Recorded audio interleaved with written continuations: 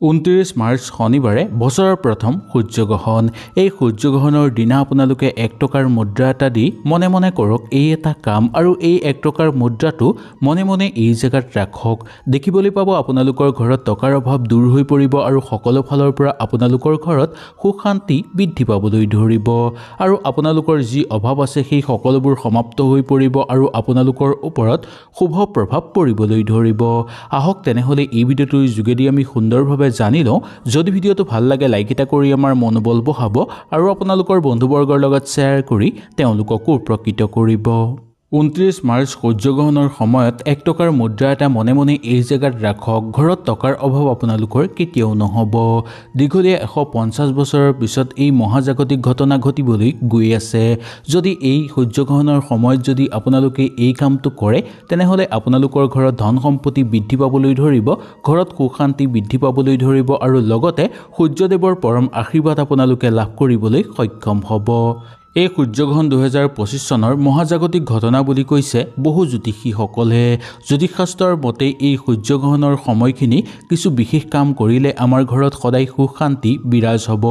সূৰ্যগ্ৰহণত কি কাম কৰাটো উচিত আপোনালোকে এই ভিডিঅ'টোৰ যোগেদি জানিব পাৰিব। যদি আপোনালোকে কিবা অসুবিধা পায় তেনেহ'লে নিশ্চয় মোক তলত কমেণ্ট কৰি জনাব। আপোনালোকৰ সকলো কমেণ্টৰ উত্তৰ মই আপোনালোকক দিবলৈ চেষ্টা কৰিম। গ্ৰহ দোষৰ পৰা পৰিত্ৰাণ পাবৰ কাৰণে সূৰ্যগ্ৰহণ চলি থকাৰ সময়ত 1 টুকুৰা কয়লা নদী বা পুখুৰীত আপোনালোকে উটুৱাই দিব। বিশেষকৈ নদীত উটুৱাই দিব পাৰিলে বেছি ভাল। যদি আপোনালোকৰ ঘৰৰ আশে-পাশে নদী নাই তেনেহ'লে আপোনালোকৰ ঘৰৰ পুখুৰীটো সেই কয়লা 1 টুকুৰা উটুৱাই দিব পাৰে। এনে কৰিলে শাস্ত্ৰৰ মতে বহু শুভ ফল আপোনালোকে লাভ কৰিব পাৰিব। আপোনালোকৰ ওপৰত যদি কিবা গ্ৰহ দোষ আছে বা বাস্তু দোষ আছে সেই সকলোবোৰ আপোনালোকৰ ওপৰৰ পৰা নোহোৱা হৈ পৰিব।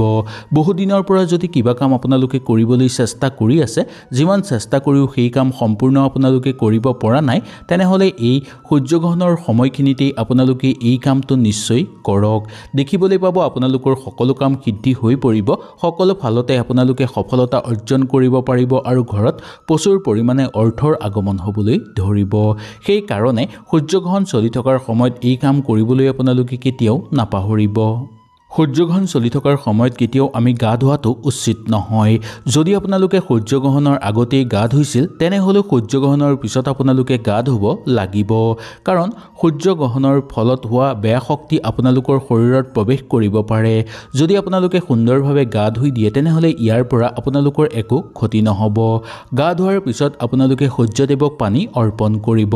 কিন্তু সূৰ্যগ্ৰহণ চলি থকাৰ সময়ত কেতিয়াও সূৰ্যদেৱক পানী অৰ্পণ নকৰিব।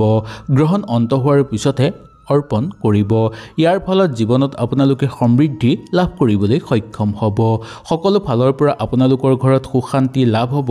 সূৰ্যদেৱ আহি আপোনালোকৰ ঘৰত বাস কৰিবলৈ ধৰিব আৰু সূৰ্যদেৱৰ পৰম আশীৰ্বাদ আপোনালোকে লাভ কৰিব পাৰিব, যাৰ ফলত আপোনালোকৰ জীৱনৰ পৰা সকলো দুখ কষ্ট দূৰ হৈ পৰিব, জীৱনত চলি থকা সমস্যা সমাপ্ত হৈ পৰিব আৰু শত্ৰু ধ্বংস হৈ পৰিব।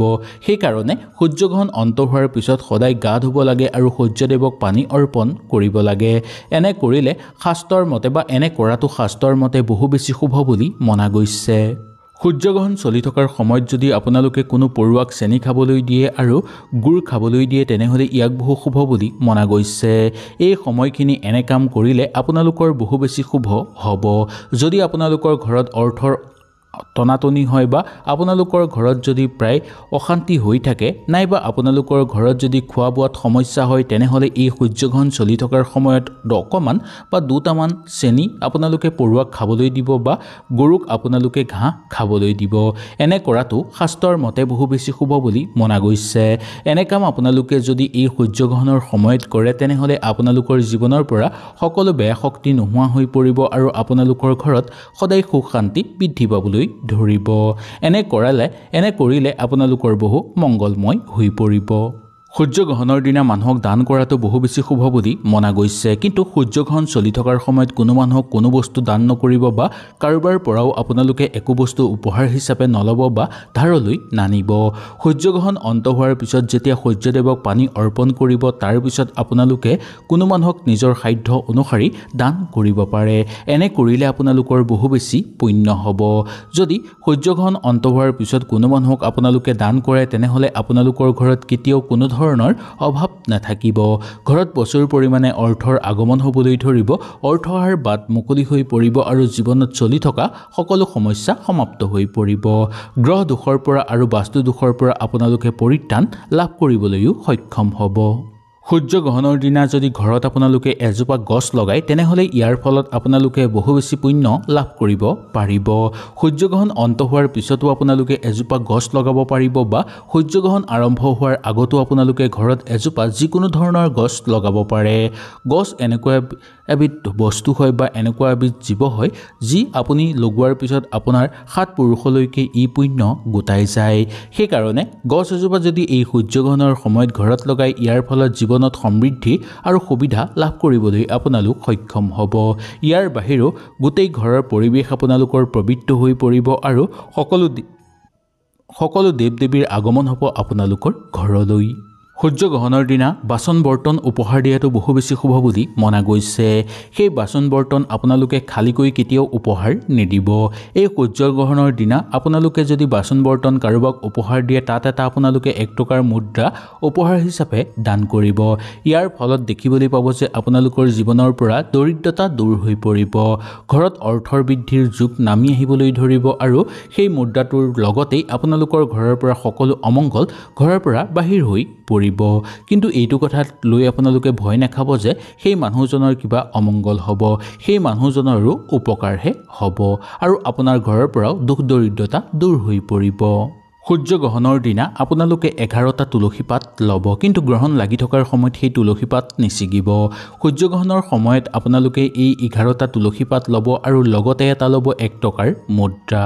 একেলগে লৈ এখন আপোনালোকে কাপোৰত সুন্দৰভাৱে বান্ধি ল'ব ৰঙা কাপোৰত বান্ধিলেও হ'ব বা গেৰুৱা ৰঙৰ কাপোৰত বান্ধিলেও হ'ব সেই টোপোলাটো আপোনালোকে ঘৰৰ এনেকুৱা জেগাত ৰাখিব লাগিব যি জেগাত সূৰ্যৰ পোহৰ আপোনালোকৰ গোটেই দিনটো পৰি থাকে সেই জেগাত যদি সেই টোপোলাটো আপোনালোকে বান্ধি ৰাখে তেনেহলে সেই টোপোলাটোৰ থকাৰ ফলত আপোনালোকৰ ঘৰত কোনোদিনেই কেতিয়াও বেয়া শক্তি প্ৰৱেশ কৰিব নোৱাৰিব ইয়াৰ বাহিৰেও সেই টোপোলাটো যদি আপোনালোকৰ ঘৰৰ সুন্দৰভাৱে সন্মুখত ৰাখিব পাৰে তেনেহলে দেখিবলৈ পাব যে আপোনালোকৰ ঘৰত কেতিয়াও নকাৰাত্মক শক্তিয়ে বাস নকৰিব বৰংচ আপোনালোকৰ ঘৰত শুভ শক্তিৰ আগমন ঘটিবলৈ ধৰিব ইয়াৰ ফলত জীৱনত অৰ্থ কষ্টৰ পৰা আপোনালোকে মুক্তি লাভ কৰিব সূৰ্যগ্ৰহণৰ সময়ত নদী বা পুখুৰীত একমুঠি কলা তেল পেলোৱাটো বহু বেছি শুভ বুলি মনা গৈছে যদি সূৰ্যগ্ৰহণ চলি থকাৰ সময়ত কোনো নদী বা পুখুৰীত যদি একমুঠি কলা তেল আপোনালোকে নিবেদন কৰে তেনেহলে আপোনালোকৰ ঘৰত ধন সম্পত্তি বৃদ্ধি পাবলৈ ধৰিব সূৰ্যদেৱৰ পৰম আশীৰ্বাদ লাভ কৰিবলৈ সক্ষম হ'ব যাৰ ফলত আপোনালোকৰ